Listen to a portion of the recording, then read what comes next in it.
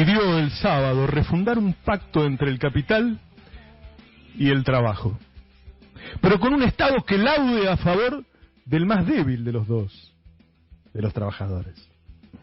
El Papa Francisco pidió salario universal y reducción de la jornada laboral esta semana. Luego de varias reuniones con Máximo, Massa y Guado de Pedro, un grupo de empresarios se reunió con el presidente de la Nación.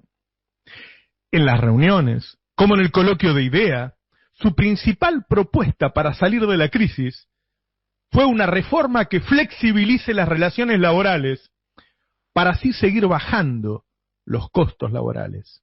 En el coloquio de IDEA, Emanuel Agis les recordó que los costos laborales hoy son la mitad de los de 2011, de los de 2015 y de los de 2017.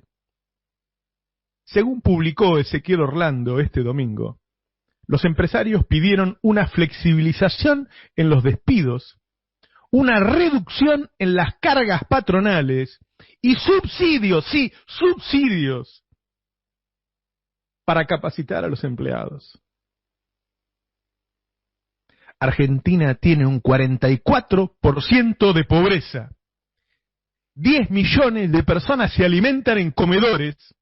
La inflación es del 50%. Tenemos una deuda que no podemos pagar.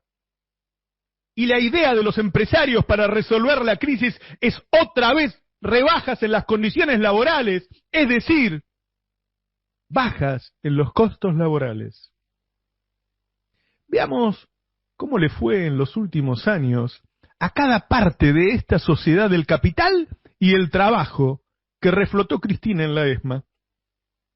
Desde 2015, el salario formal privado, los mejores pagos, cayeron en términos reales un 25%. Al resto de los trabajadores le fue peor. De acuerdo a los últimos balances presentados ante las autoridades de la bolsa porteña, en el primer trimestre del año, Ledesma de la familia Blaquier ganó 1.240 millones de pesos, un 216% más que en el mismo periodo de 2020. Y en 2020 también había duplicado las ganancias de 2019. Es decir, mientras vos perdiste el 25% de tu ingreso real, ellos vienen aumentando por 2 cada año sus ganancias. Molinos Río de la Plata, de la familia Pérez Compán, ganó 1.180 millones de pesos en ese trimestre. El grupo Arcor de Luis Pagani ganó 3.900 millones de pesos, un incremento del 470% frente a las ganancias de 2020. Es decir, con 10 millones de personas comiendo en comedores porque no pueden solventar el precio de los alimentos, y una clase media de trabajadores formales que perdió un 25% de su poder adquisitivo, pero con empresas que ganaron miles de millones de pesos anuales, su propuesta central es seguir deteriorando el ingreso de los asalariados vía flexibilización laboral. En el marco de la reformulación política de la coalición gobernante, que seguramente derivará en decisiones postelectorales, sería bueno también dejar en claro cuáles son las razones históricas del subdesarrollo nacional. Escuchen estos datos. Los Pandora Papers mostraron que en el mundo el dinero negro de la corrupción política representa solo el 5% de las cuentas offshore. El 30% es dinero proveniente del narcotráfico y otros delitos.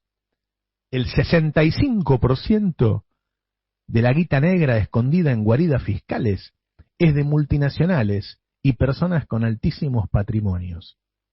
En ese contexto, Argentina, que es la economía número 45 del mundo, figura número 3 entre los países cuyos ciudadanos esconden dinero sucio. Esa es la razón del subdesarrollo argentino, esa es la razón de la pobreza argentina, esa es la razón de la inflación crónica de la Argentina. Ganan dinero, lo pasan a dólares y se lo llevan, no invierten, por eso no nos desarrollamos, no pagan impuestos, por eso somos pobres.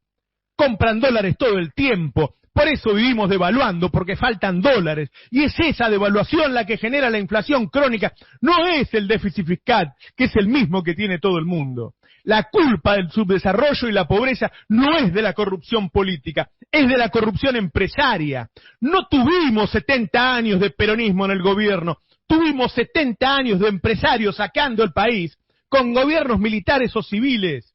Nos saquearon durante 70 años. La corrupción en la política es ínfima comparado con los delitos de los empresarios.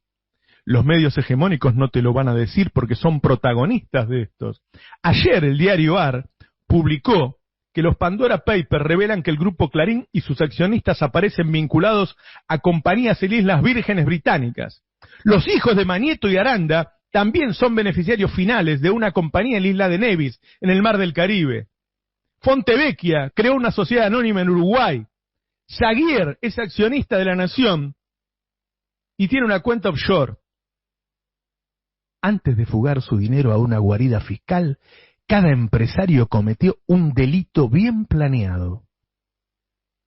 Se reunió con el contador y organizaron cómo delinquir. Trazaron un plan a escondidas de la sociedad. Compraron facturas truchas, triangularon exportaciones, subfacturaron, sobrefacturaron, cometieron delitos y finalmente escondieron el resultado del atraco en una guarida fiscal, en las mismas que los esconden los narcos. Según datos del FMI, en el exterior hay 450.000 millones de dólares de argentinos escondidos en guaridas fiscales. ¡Se robaron un PBI! Estos sí que se robaron un PBI. Como dijo Ofelia Fernández, quieren discutir pobreza sin discutir riqueza. Discutamos sobre nuestros ricos. Nos acostumbramos a pelearnos entre nosotros por las migajas que se le caen de sus festines. Reivindican su derecho a echarnos sin indemnización, a que trabajemos 12 horas por día y no nos alcance para pagar los alimentos que nos venden a precio de oro. Nos ponen a discutir si tenemos derecho a tener servicios de luz y gas a precios que podamos pagar. Si tenemos derecho a una jubilación, les indigna que nos vayamos de viaje de fin de curso, que tengamos celular. Reivindican el derecho a vendernos alimentos que nos enferman sin la obligación de informarnos sobre el contenido.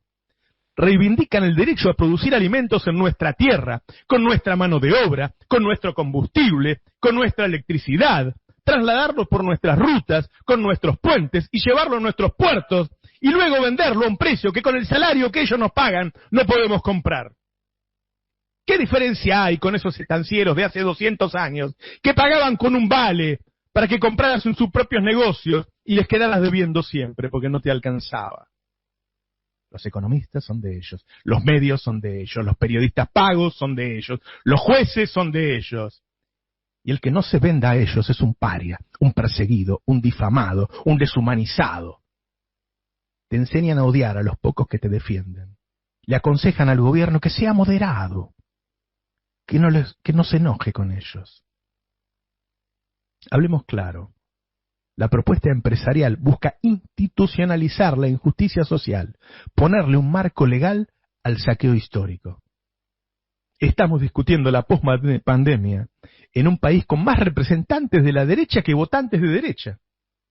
Está la extrema derecha del loco Milei y el facho Espert, la derecha golpista de Macri y Bullrich, la derecha neoliberal de Larreta y Vidal, la derecha radical de Manes, Cornejo, Morales, y la derecha peronista que quiere armar sin Cristina.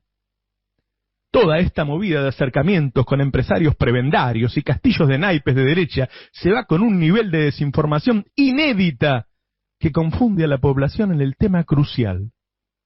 ¿Quién tiene la culpa de su sufrimiento? Si el debate fuera sincero, no necesitarían la persecución. No hay una política contra el lawfare. La única política es alejarse de Cristina. Pero Cristina es un símbolo, el símbolo local, como lo es Evo en Bolivia, Lula en Brasil, Rafael Correa en Ecuador. Cualquiera que defienda al pueblo será perseguido. Entonces, cuando para zafar de la persecución se alejan de ella, no se alejan de Cristina, se alejan del pueblo. Por estos días los jueces finalmente tuvieron que reconocer que no hubo un delito con las cunitas, que no hubo un delito con el dólar futuro, que no hubo delito con el memorándum, que no hubo delito de Gil Carbó. Pero el pueblo no se entera. El problema es que, a diferencia de la dictadura, de la que todos pudieron saber de sus atrocidades, aquí no hay forma de contarlo. Para salir de la crisis con las recetas del pueblo, y no con las recetas de los mismos que nos llevaron a la crisis, es necesario hacer una revolución de la verdad. Una revolución cultural que sirva además para evitar la derechización de nuestra sociedad. Tenemos que volver a las canciones de protesta, a las películas como La Historia Oficial, a los programas como Nosotros y los Miedos. Necesitamos que nuestros artistas hagan lo que saben hacer, arte. Los jóvenes que se la rebuscan en internet tienen que formar parte de un proyecto colectivo de búsqueda de la verdad. No vean YouTube como un modelo de crecimiento personal, véanlo como un campo de batalla. Estamos viviendo la década infame del siglo XXI. El pueblo ofrece su mano generosa en la Plaza de Mayo. Acá estamos, listos para apoyar a quien nos defienda. Es con ese pueblo con el que hay que acumular poder. Es con ellos que hay que buscar las mayorías suficientes para armar un proyecto de país que merezca ser vivido. No es explicándole a los empresarios que nosotros también los queremos. Es diseñando una propuesta de desarrollo con inclusión social que se distinga nítida entre las propuestas de las distintas derechas que pululan por ahí. Larreta propone un proyecto de país para unir a todas las derechas y excluir al kirchnerismo. Somos el 70%, dice. Eso ya lo hizo Macri, Larreta.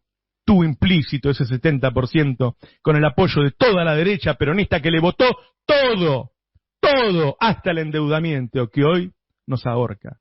Tuvo a la CGT de Daer que se negó a luchar, tuvo al movimiento Evita como cómplice y fracasó, porque lo que fracasan son sus ideas. Es preferible perder una elección dignamente y cuidar el legado forjado entre 2003 y 2015, el legado de la justicia social y los derechos, que permitir que el kirchnerismo se diluya en los confines de la historia y desaparezca, porque con su desaparición se perderán las esperanzas de un pueblo. El pueblo no fue a la plaza para darles el mandato de negociar la salida de la crisis con los mismos que nos metieron en la crisis. Fue a ponerse a disposición para enfrentarlos. No seamos reformistas, porque no será suficiente y la historia nos pasará por arriba. Seamos revolucionarios y luchemos por lo que es nuestro y nos merecemos.